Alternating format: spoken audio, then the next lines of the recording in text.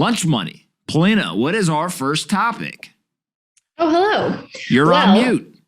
As I'm not I on knew. mute. I knew that you were going to be on mute. Go ahead. I am not on mute. Go ahead. What's up with Boris Johnson?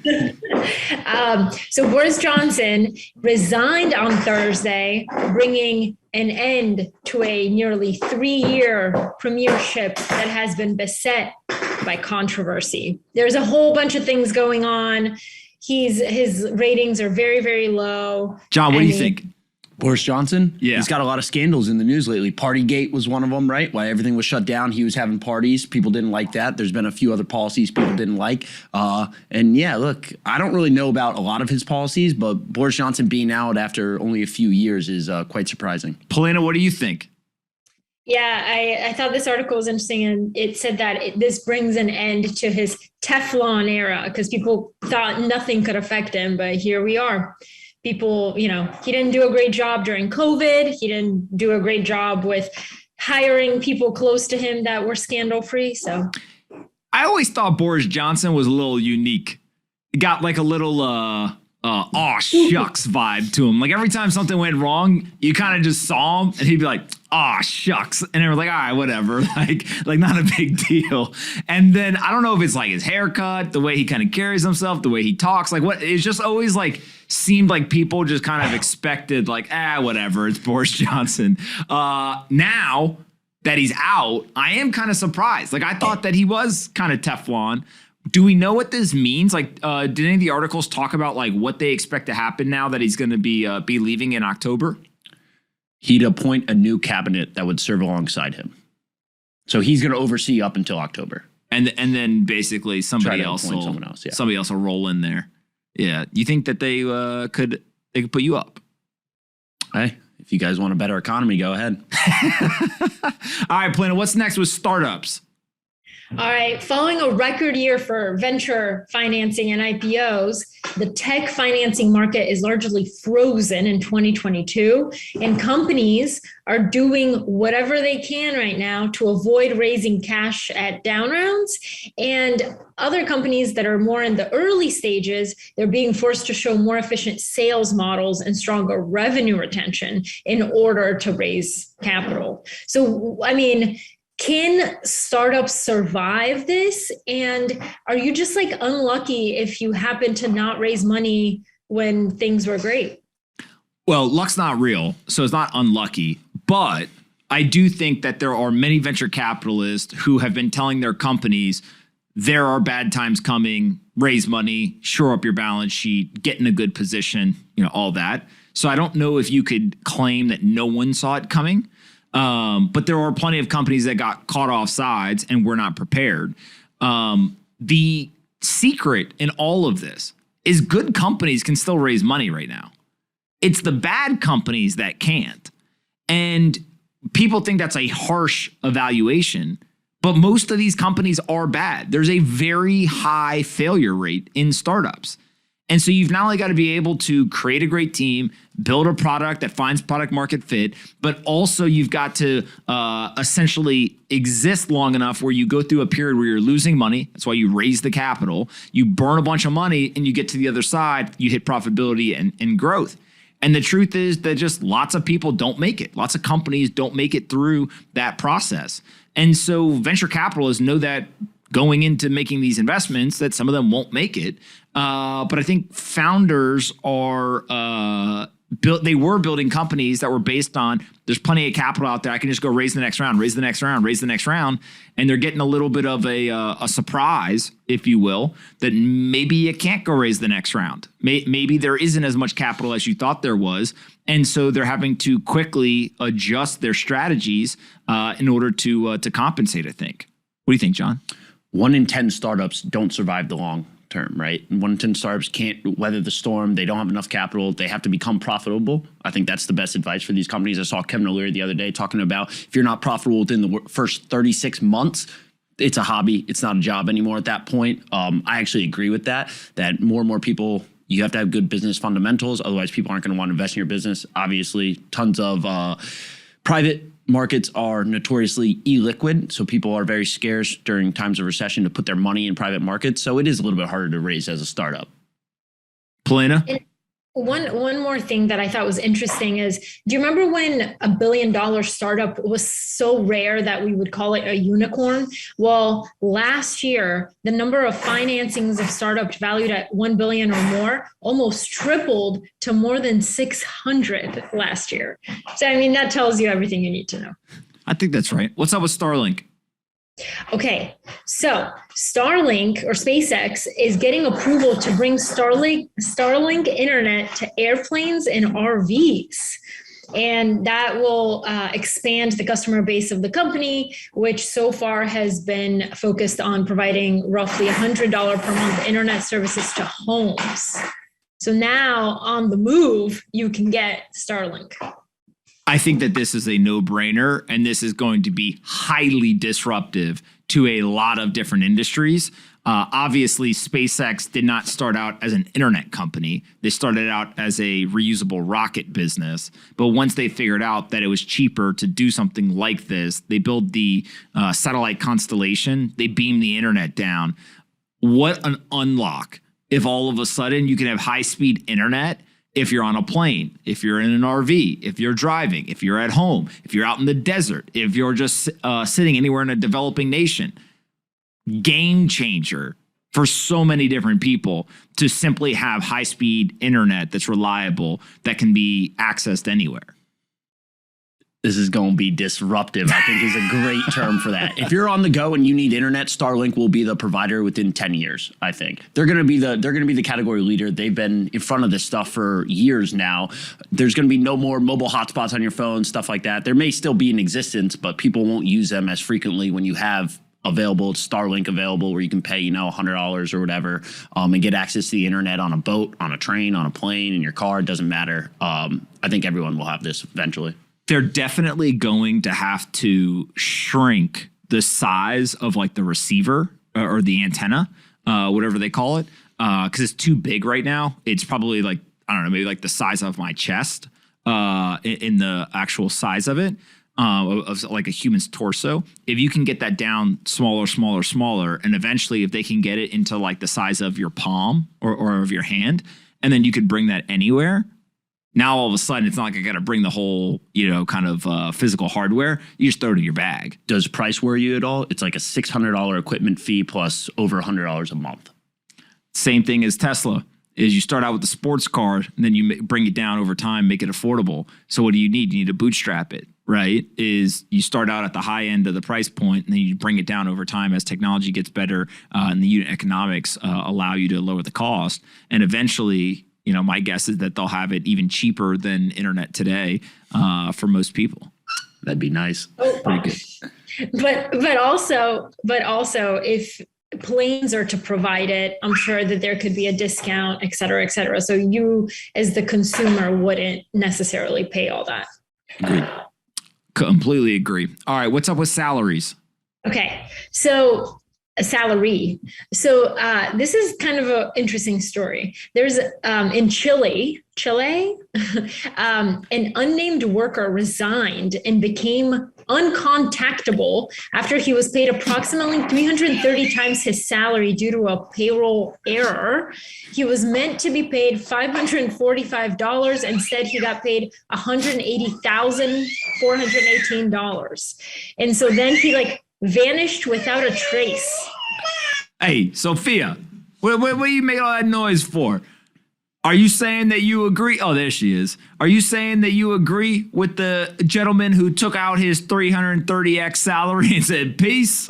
And they cannot find him. They cannot contact him. Trust me. I don't think they're going to find him. I don't think they're going to be able to contact him. And I wonder legally if he is allowed to say, well, they pay me the money. So do you remember that Citigroup and Revlon thing that happened, I think last year, a few years ago? Somebody sent money to somebody by accident. They meant to send a few $1 million, still a lot of money, but they accidentally sent $900 million to creditors, and some of them tried to keep it right. There was rules around if you expect a wire, expect something to be deposited, how it works, and if you can keep it or not. And who ended up getting it? Some people actually ended up keeping it. Other people returned the money, but they're still in litigation about it. In these situations, you know what I think they should always do? Listen, you made a mistake, but hey, man, listen, we'll make you a deal. We'll give you 3 times the salary. Give us back the other, 330x so that we can get some money back. I love that he offered his resignation, like he resigned and then became untraceable. But now the company has filed criminal charges against him, but no arrests have been made. I mean, the other thing I always wondered too, is it worth it? I don't know what the actual amount of money here is, but like, is it worth it? Going on the run, becoming like a fugitive? That sounds kind of crazy. If you're living paycheck to paycheck and someone deposits $1 million into your account on a mistake, a lot of people are going to cash that out. Yeah. Oh, I understand. Yeah. But it's just you hit the fork in the road of your life and you decided to take left instead of right. You decided to commit a crime. Yeah. Well, is it a crime? If somebody sends you money, you didn't take it from them. Right? Like that's what they're going to go. That is ultimately where they get into these debates of like, actually, if you walk down the street and someone drops money on the floor by accident and they keep walking and you come up on the money, if you pick up the money, is that a crime? I don't know what the answer to that is, but like, but I mean, that's basically what they did was they dropped the money in his account. Right. And so when you start looking at it, like there's a lot of debate in these situations. And people are saying, yeah, like up for debate. All right, Polino, what's up with space sports? Okay, so there's a space bald ass head, by the way. A little bald head just sitting there. She's chewing on a I don't know, charger right now. So space tourism has arrived, and the next frontier is space sports. And there's been a lot of talk about what is it? Zero gravity athletes. Come on, this ain't real. No, it is. Because now that the idea of zero gravity athletics has a long history.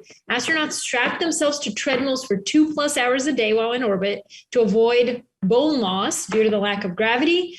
So it's been discussed and it will probably be attempted. John, what do you think? Space sports. I've never heard of this before. It makes sense that astronauts and other people in space want to keep up their physical well-being, but I don't think anytime soon people are going to be playing organized sports in space. One, there's just not enough people up there to have an organized game in space, and 2, I don't think it'd be very fun to watch. I think that this is complete nonsense. What? Zero gravity sports. Like if people want to do something here on Earth, whatever, fine. You guys go do that.